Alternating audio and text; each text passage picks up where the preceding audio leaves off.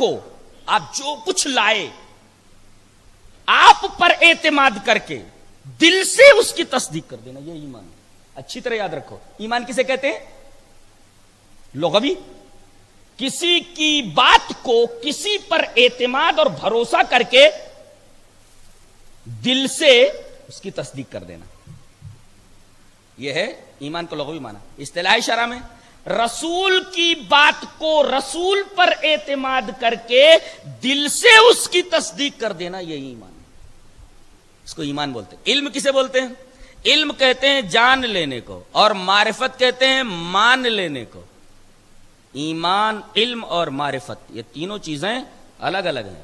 ایمان الگ ہے، علم الگ ہے، معرفت الگ ہے۔ کافروں کو علم تھا دلائل نبوت دیکھ کر کے، معجزات دیکھ کر کے کہ یہ اللہ کا نبی ہے، علم تھا، مانا انہوں نے نہیں مانا۔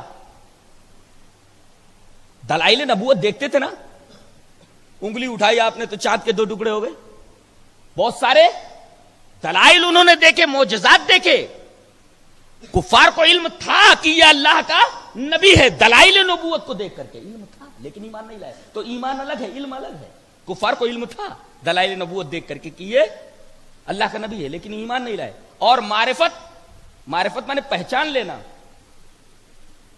دلائل نبوت دیکھ کر کے کفار کو علم تھا کہ یہ اللہ کا نبی ہے۔ اچھا، یہود کو معرفت تھی کہ یہ اللہ کا نبی ہے تورات میں پڑھ کر کے، اس لیے کہ تورات میں پورا آپ کا حلیہ دیا گیا ہے، اور اللہ نے فرمایا الذین آتیناہم الکتاب یعرفونہ کما یعرفون ابناہم، جن کو ہم نے کتاب دی ہے یہود کو، یہ میرے نبی کو ایسے پہچانتے ہیں، ایسی معرفت ہے ان کو میرے نبی کی جیسے کہ ان کو اپنے بچوں کی معرفت ہوتی ہے، بیٹوں کی معرفت ہوتی ہے۔ جیسے لاکھوں میں باپ پہچان لے گا یہ میرا بیٹا ہے، معرفت کر لیتا، ایسے ہی میرے نبی کے بارے میں ان کو معرفت ہے، یہ لاکھوں میں پہچان لیتے ہیں، ان کی کتابوں کے اندر پورا حلیہ لکھا ہوا ہے میرے نبی کا۔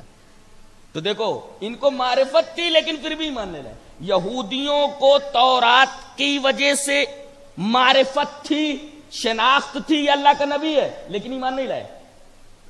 کفار دلائل نبوت دیکھ کر کے علم رکھتے تھے کہ اللہ کا نبی ہے، ایمان نہیں لائے۔ اس کا مطلب ہے ایمان نام ہے کسی کی بات کو کسی پر اعتماد کر کے دل سے اس کی تصدیق کر دینا، ایمان الگ ہے اور علم الگ ہے اور معرفت الگ ہے۔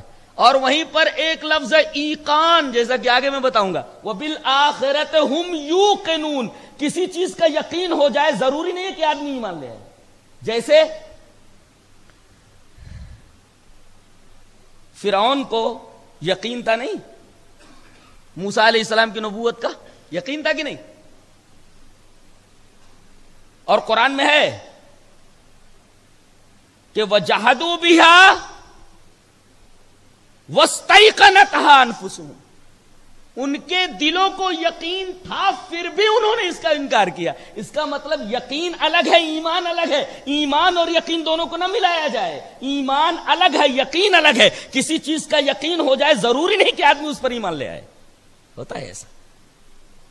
فرعون کو موسیٰ کے بارے میں یقین تھا یہ اللہ کا نبی ہے، لیکن ایمان نہیں لایا۔ تو ایمان الگ ہے، ایقان الگ ہے۔ اور کبھی کبھی ایسا ہوتا ہے کہ آدمی کو پہلے گمان غالب رہتا ہے، پھر گمان غالب کے مختلف مرحلوں سے گزر کر آدمی یقین کے منزل میں داخل ہوتا ہے۔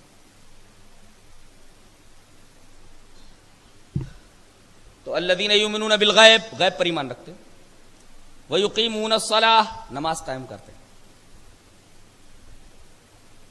ومما رزقناہم ينفقون، ہم نے جو روزی دی ہے اس میں سے خرچ کرتے۔ غور کیا آپ نے، ایک قوم ہے، ایک فرقہ ہے، وہ کہتا ہے کہ عقائد مدار نجات ہے، اعمال مدار نجات نہیں، اور بعض لوگ کہتے ہیں کہ عمل ایمان میں داخل نہیں۔ یہاں دیکھیے الذین یؤمنون بالغیب کہہ کر اقامت صلاۃ اور ایتاء زکات کا ذکر کیا گیا، اس کا مطلب اعمال ایمان میں داخل ہیں۔ تو پہلی صفت وہ غیب پر ایمان رکھتے ہیں، دوسرے نماز قائم کرتے ہیں، تیسرے زکات دیتے ہیں۔ اچھا، اور چوتھی صفت والذین یؤمنون بما انزل الیک، جو کتاب آپ پر نازل ہوئی ہے اور جو وحی خفی کے ذریعے حدیث جو آپ پر نازل ہوئی ہے اس پر وہ ایمان رکھتے ہیں، یعنی قرآن پر اور حدیث۔